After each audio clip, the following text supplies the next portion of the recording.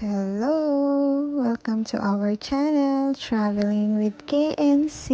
Today, another mini vlog. For today's video, we tried a famous restaurant in Sri Lanka, which they call Mr. Koto Grand. It is located in Alutgamata. The vibes are cozy and aesthetic, perfect for date night or catching up with friends. And the staff were so welcoming and super quick with service. So for our food, we ordered chicken koto and chicken fried rice for the bestseller menu. And I can say that it is recommended to everyone. By the way, this restaurant have also bar on upstairs, which is you can grab your favorite drinks while listening to chill music.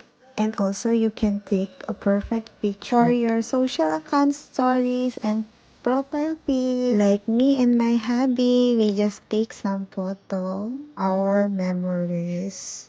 Well, that's it for today. Thank you for watching. Please don't forget to like and subscribe our channels, Traveling with KNC. Thank you. Bye. Stay tuned with us.